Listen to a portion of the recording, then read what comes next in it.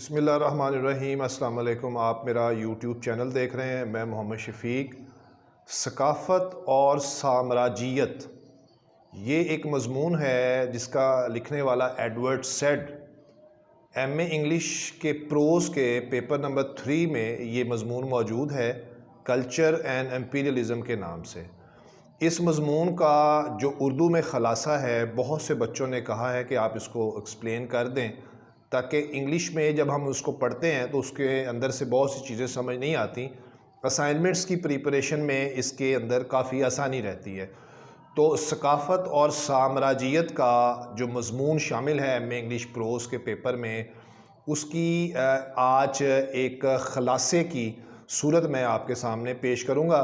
ये मज़मून जो है ये बहुत बड़े लेवल का मज़मून है और इस मज़मून के बारे में ये भी कहा जाता है कि ये मज़मून एक मुफ़क्कराना तनकीद है, यानी बड़े लोगों की एक तनकीद है, बड़े मुसन्निफ़ीन की एक तनकीद है, क्योंकि इसका कैनवस और इसकी ग्राउंड जो है मज़मून की या नफ्स मज़मून बहुत बड़े दर्जे का है। सकाफ़त रहन सहन के मजाज को कहते हैं लोगों के, और साम्राज्यियत कहते हैं, अंग्रेज़ी में इसको इम्पीरियलिज़म कहते हैं। इसका मतलब ये होता है कि आप ताकत के बलबूते पर दूसरे ममालिक के ऊपर या दूसरों की ज़मीन के ऊपर या किसी ऐसी जगह पर जहाँ पे लोग मौजूद हों, आप ताकत के बलबूते पर उस पर कब्ज़ा कर लें, इसको साम्राज्यियत कहते हैं। अच्छा, सकाफ़त और साम्राज्यियत जो एडवर्ड सेड का मज़मून है, इसका ख़ुलासा कुछ इस तरह से है कि एडवर्ड सेड का ये कहना है कि इस मज़मून के अंदर उसने ये कोशिश की है कि यूरोपी ममालिक की जो ज़ालमाना ज़हनीत को तारीख़ी हक़ाइक़ के पस मंज़र में बयान करने की एक ऐसी काविश है जिसमें मग़रबी ममालिक की शाहाना और सफ़ाकाना सोच का अमली असर बयान करने के लिए असर बयान करने की कोशिश की गई है। अच्छा, जिसमें यूरोप के जो बेशुमार तरक्की याफ्ता ममालिक हैं, महज अपने ज़ाती मफाद और लालच को पूरा करने के लिए अफ्रीका और एशिया के कमज़ोर और कम तरीन तरक्की याफ्ता जो ममालिक हैं, उनके ऊपर कब्ज़े की जो दौड़ है उसमें लगे हुए हैं यूरोप के काफ़ी ज़्यादा मग़रबी ममालिक जो हैं। अच्छा, इस दौड़ में, कब्ज़े की दौड़ में उनके की सूरत हाल ये है कि इस कब्ज़े को कायम रखने की खातिर वहाँ के मजबूर और बदहाल अवाम का, जैसे कि इसकी मिसाल, बड़ी मिसालें हैं, मैं आपको देता हूँ बाद में, बदहाल अवाम का समाजी, मजहबी, मुआशी और सकाफ़ती इस्तेहसाल करने से भी गुरेज़ नहीं करती ये मग़रबी ममालिक। एडवर्ड सेड ने ख़ास तौर पर जो 19वीं और 20वीं सदी में कम तरक्की याफ्ता ममालिक में इस्लाह, जिसे हम रिफॉर्म कहते हैं, और तरक्की, जिसे हम प्रोग्रेस कहते हैं, के नाम पर होने वाली ज़ालमाना कार्रवाइयों को जो कि मग़रबी ममालिक ने की, को बेनकाब करने की कोशिश की है। अब इन मग़रबी ममालिक में जो सरपरस्त जो दो ममालिक थे, उसमें बरतानिया और फ़्रांस, और आज के दौर में अमेरिका जैसे ममालिक अपनी सल्तनत को ज़्यादा से ज़्यादा बढ़ाने के लिए जुल्म व सितम की किसी भी हद से गुज़रने से गुरेज़ नहीं करते। ये वो सूरत हाल है मग़रबी ममालिक की, जो सकाफ़त और साम्राज्यियत के मज़मून में, जिसका तर्जमा मैं आपसे, ख़ुलासा जिसे कह लें या समरी कह लें, आपसे शेयर कर रहा हूँ। एडवर्ड सेड ने 19वीं और 20वीं सदी में मुआशरती इस्लाह के नाम पर कायम होने वाली जो कॉलोनियाँ थीं पर भी वाज़ेह तनकीद की है, और इन कॉलोनियों को कायम करने वाले ममालिक जो हैं, ख़ास तौर पर बरतानिया, अपनी दुनिया के लिए अपनी दोगली पॉलिसी और दोहरेपन की वजह से ये ममालिक दुनिया के सामने अमन, तहज़ीब और इस्लाह का झंडा तो लहराते हैं, मगर हकीकत में इनकी तहज़ीब और इस्लाह सिर्फ़ और सिर्फ अपने ही लोगों तक महदूद होती है। एडवर्ड सेड ने बहुत गहराई के साथ इस सारे मामले पर तहकीक करने के बाद इस हकीकत से भी पर्दा गिराया है कि बहुत से मग़रबी ममालिक जो हैं, वो रंगो नस्ल, सियासी, समाजी और नज़रियाती लिहाज से ख़ुद को दूसरे ममालिक से یا لوگوں سے افضل اور بہتر سمجھتے ہیں، جیسا کہ برطانیہ کے لوگ یہ سمجھتے ہیں کہ وہ دنیا میں صرف حکومت کرنے کے لیے پیدا ہوئے ہیں۔ یہی نظریاتی تکبر اور غرور جو ہے آج کل امریکہ کے لوگوں میں بھی نظر آتا ہے۔ یہ وہ نقشہ ہے جو اس مضمون کی سمری یا خلاصے کی صورت میں آپ کے سامنے پیش کر رہا ہوں، جس کی واضح مثالیں جو ہیں وہ ہمیں نظر آتی ہیں۔ پاکستان، انڈیا، بنگلہ دیش، سری لنکا، مالدیپ، یہ بہت سے ممالک ایسے ہیں جنہوں نے برطانیہ سے آزادی تو حاصل کر لی، یہ ان کی کالونیز تھیں، ان کے اوپر برطانیہ نے قبضہ کیا ہوا تھا طاقت کے بل بوتے پر، اور ان کے وسائل کو وہ لوٹ رہا تھا۔ معاشی، سیاسی، معاشرتی طور پر یہاں کی بدحال عوام کا استحصال عام چیز تھی۔ جدوجہد کرنے کے بعد کچھ ممالک نے یہاں پہ آزادی حاصل کی، لیکن وہ آزادی بنیادی طور پر صرف اور صرف کاغذوں کی حد تک یا نام کی حد تک تو دے دی گئی۔ اصل میں یہ آج بھی ممالک، ایشیا کے بہت سے ممالک اور افریقہ کے بہت سے کم ترقی یافتہ ممالک جو ہیں اور علاقے جو ہیں، وہ آج بھی برطانیہ اور امریکہ کی کالونیز ہیں۔ جیسے آج کالونیز کا آپ نے اکثر رواج دیکھا ہوگا، بحریہ ٹاؤن کی کالونی ہے، ریگل سٹی کی کالونی ہے، ڈی ایچ اے کی کالونی ہے، تو یہ کالونیز بھی بالکل ویسے ہی اسی کانسیپٹ سے چلتی ہوئی یہاں تک آ رہی ہیں۔ یہ تھی ہماری آج کی مختصر سی ون سائیڈڈ اس کی سمری خلاصہ۔ اس کا دوسرا حصہ اب آئیں دیکھیں۔ اس مضمون ثقافت اور سامراجیت کے دوسرے حصے میں ایڈورڈ سیڈ تعریف بتاتا ہے کہ سامراجیت کی تعریف کیا ہے۔ وہ یہ کہتا ہے کہ imperialism means the practice, the theory and the attitude of a dominating metropolitan centre that rules a distant territory. آسان کر دیتا ہوں اردو میں، امپیریلزم سے مراد کسی ریاست کا ایسا عمل، نظریہ اور رویہ جسے وہ ریاست دور دراز کے علاقوں پر مسلط کرنے کی کوشش کرے، سامراجیت یا امپیریلزم کہلاتا ہے۔ ایڈورڈ سیڈ کے مطابق یہ ممالک نہ صرف اپنا سیاسی اثر و رسوخ قائم رکھنے پر زور دیتے ہیں، یعنی یہاں یہ لائن بڑی امپورٹنٹ ہے، یہ سیاسی جو ہمارے ایشیا کے غریب ممالک میں جو پولیٹیشنز ہوتے ہیں، یہ کٹ پتلیاں ہوتے ہیں ان مغربی ممالک کے ہاتھوں میں، جن کے ذریعے سے وہ اپنے مقاصد پورے کرواتے ہیں۔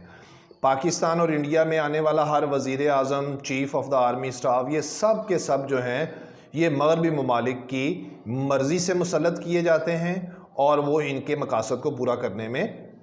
جو ہے وہ کارآمد ثابت ہوتے ہیں۔ اچھا، یہ اس پریزنٹ سچویشن میں پاکستان کے اندر آپ نے رجیم چینج آپریشن دیکھا، سری لنکا میں رجیم چینج آپریشن دیکھا، افریقہ کے بہت سے ممالک میں ظلم و جبر کی چکی میں پستے ہوئے لوگ مغربی ممالک کی ذہنیت کی عکاسی کرتے ہوئے دکھائی دیتے ہیں۔ تو یہ لوٹنے کا عمل جو ہے نا، یہاں کے وسائل لوٹتے ہیں، وہ یہاں کی جو زمین کے اندر سے نکلنے والا سونا ہے ان کو لوٹتے ہیں وہ، اور بے شمار معدنیات جو ہیں۔ اب پاکستان ہی کی اگر بات کر لیں تو پاکستان کے جو بہترین وسائل، معدنیات یا پیداوار ہے، وہ ساری کی ساری بہترین صورت میں جو ہے وہ مغربی ممالک کو چلی جاتی ہے۔ تو یہ ایک بڑی تکلیف دہ بات تھی۔ اچھا، پھر ایڈورڈ سیڈ یہ کہتا ہے کہ یہ بلکہ نہ صرف یہ کہ سیاسی اثر و رسوخ مغربی ممالک ان غریب ممالک میں اپنا قائم رکھتے ہیں، بلکہ اپنا ادب، ثقافت اور مذہب کو بھی دوسرے ممالک کے افراد پر زبردستی مسلط کرنے کی کوشش کرتے ہیں۔ اب پاکستان جیسے غریب ملک کو ہی آپ دیکھ لیں، یہاں پہ ادب کون سا ایسا ہے؟ کیا پنجابی اور اردو ادب ٹاپ پہ ہے؟ بالکل نہیں۔ یہاں پہ جو ادب ٹاپ پہ سمجھا جاتا ہے، سپیریئر سمجھا جاتا ہے، وہ انگریزی ادب ہے۔ اس کے بعد ثقافت دیکھ لیں، آج پینٹ کوٹ پہننے کی ثقافت سب سے بڑھ کے ہے، گھروں کی بناوٹ سب سے بڑھ کے جو ہے وہ مغربی تہذیب کو فالو کرتی ہے۔ اور جہاں تک بات رہ گئی مذہب کی، تو یہ مغربی ممالک اپنے مذہب کو بھی مسلط کرنے کی کوشش کرتے ہیں۔ تو مذہبی طور پہ ہم دیکھ لیں کس حد تک کرسچنز ہیں اور کس حد تک مسلمان برائے نام ہیں۔ کرسچینٹی کے مذہب کی تو ہم پیروکاری کم کرتے ہیں، لیکن سیاسی نظام ہمارا سارا انہی کا دیا ہوا ہے۔ ہمارا ادب جو انگریزی ان کا ہے وہ ہم فالو کرتے ہیں، اس کو سپیریئر سمجھتے ہیں۔ ان کی ثقافت تو آپ کو میرا خیال ہے کہ سوئی سے لے کے جہاز تک ہر چیز میں ان کی ثقافت انہوں نے ہمارے اوپر مسلط کر دی ہے۔ اچھا، سیڈ کے مطابق تمام کے تمام کلچر جو ہیں وہ اپنے طور پر آزاد ہونے چاہیے، چنانچہ زبردستی کسی کلچر کو دوسرے کلچر کے اوپر مسلط تو نہیں کیا جانا چاہیے، اور نہ ہی ایسا کرنے کی کوشش کی جانی چاہیے، ورنہ یہ انسانی حقوق کی جو آزادی ہوتی ہے اس سے یہ تصادم پیدا کرتی ہے۔ ایڈورڈ سیڈ نے پھر مغربی ممالک کے اندر سے ہی کچھ مصنفین کا ذکر کیا ہے جنہوں نے مغربی ممالک کی ظالمانہ ذہنیت اور ظلم و جبر کی نفسیات کے اوپر سے پردہ اٹھانے کی کوشش کی ہے، جس میں کچھ مصنفین ایسے ہیں جیسے ایڈورڈ سیڈ نے جوزف کانرڈ ایک رائٹر ہے، اس کا ناول ہے ہارٹ آف دی ڈارکنیس، اس پہ پردہ گرانے کی کوشش کی گئی ہے مغربی ذہنیت کے اوپر سے۔ شینیو ایشبی ایک افریقن رائٹر ہے، اس کا ایک ناول ہے تھنگز فال اپارٹ، اس میں اس سامراجیت کو چیر پھاڑ کے اس کے نیچے سے حقیقت کو عریاں کرنے کی کوشش کی گئی ہے۔ پھر جین آسٹن ایک انگلش رائٹر ہے، اس کا ناول ہے مینسفیلڈ پارک، اس میں بھی سامراجیت کا پردہ بے نقاب کرنے کی کوشش کی گئی ہے۔ تو بہت سے جو مغربی ممالک کے مصنفین اس بات کو سمجھتے ہیں کہ یہ ایک ظالمانہ ذہنیت ہے، غریب ممالک کے اندر سے انسانی حقوق کی پامالی کرنا اور وہاں کے وسائل لوٹنا یہ ایک ناجائز چیز ہے، اور ویسے بھی یہ عام ہے کہ ان کے ہاں اگر کوئی اس چیز پہ بات کرتا تھا تو اس کو ویسے ہی قتل کروا دیا جاتا تھا، جیسے ہمیں بہت سی مثالیں اس کی نظر آتی ہیں، ہم اس تفصیل میں نہیں جائیں گے۔ اچھا، پھر اس کے بعد اور کئی دوسرے رائٹرز کی کاوشوں کو بھی ایڈورڈ سیڈ نے اپنے اس مضمون کے اندر بیان کرنے کی کوشش کی ہے،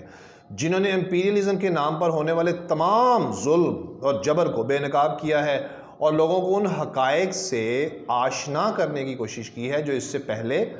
دنیا کی نظر سے بالکل ہی اوجھل تھے۔ کیسی بات ہے! سیڈ امپیریلزم کو ایک پرفریب سراب قرار دیتا ہے جس کے تحت مغربی ممالک دنیا کو بہت خوبصورت انداز میں دھوکہ دیتے ہیں، تیسری دنیا کے ممالک یعنی تھرڈ ورلڈ کنٹریز جو ہیں کو محض اپنے مفاد کے لیے استعمال کر رہے ہیں، اور اگرچہ کہ 20ویں صدی کے آخر تک بہت سے ممالک نے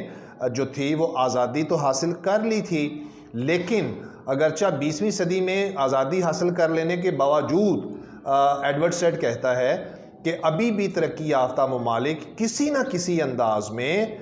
جو ہے وہ ان ممالک پر اپنا اثر قائم کیے ہوئے ہیں۔ پاکستان کی مثال ریسنٹ رجیم چینج آپریشن آپ کے سامنے ہے، اور IMF کے قرضوں کے تلے پھنسا لیتے ہیں، اور یہ قرضے IMF کے تھرو جو دیے جاتے ہیں آسان شرائط پہ، اور پھر بعد میں یہ شرائط ٹائٹ کر دی جاتی ہیں اور ان کو اپنے مرہون منت رکھ لیا جاتا ہے، جیسے کہ پاکستان آج کل کی مثال ہمارے سامنے۔ لیکن امپیریلزم جو ہے وہ ابھی بھی کسی نہ کسی انداز میں قائم ہے جو کہ بہت نقصان دہ ہے۔ اس لیے ہمیں چاہیے کہ دنیا میں ایک ثقافتی اور سماجی اور معاشرتی توازن قائم ہونا چاہیے، جس میں تمام کے تمام جو کلچر ہیں ایک دوسرے پر منحصر ہونے کے باوجود آزاد ماحول میں پروان چڑھ سکیں، اور اس طرح لوگ قوم پرستی کے چنگل سے نکل کر تمام انسانیت کی حقیقی فلاح کے لیے اکٹھے ہو سکیں۔ یہ ایک مختصر سا خلاصہ ایڈورڈ سیڈ کے مضمون کلچر اینڈ امپیریلزم یعنی ثقافت اور سامراجیت کا یہ ایک انتہائی قابل ترس اور قابل رحم حقیقت ابھی بھی قائم ہے، اور مغربی ممالک کی ذہنیت کو بے نقاب کر کے جس طرح سے اس نے ہمارے سامنے بیان کیا ہے، ہماری آنکھیں کھولنے کے لیے یہ بات کافی ہے کہ ہمیں ایز اے نیشن اور ایز بینگ اے مسلم، اگر ہم کسی مسلمان ریاست میں رہنے والے ہیں تو ہم اپنے انسانی حقوق کو کس طرح سے محفوظ کر سکتے ہیں۔ آج کے لیے اتنے ہی، انشاءاللہ نیکسٹ جو آپ کی بک ہوگی، رائٹر ہوگا، اس کی سمری کے ساتھ پھر انشاءاللہ آپ کے سامنے پیش ہوں گے۔ اگر آپ میرے چینل پہ نیو ہیں تو چینل سبسکرائب کریں، لائک کریں، شیئر کریں، اور کمنٹ سیکشن میں اپنے کمنٹ سے ضرور آگاہ کریں۔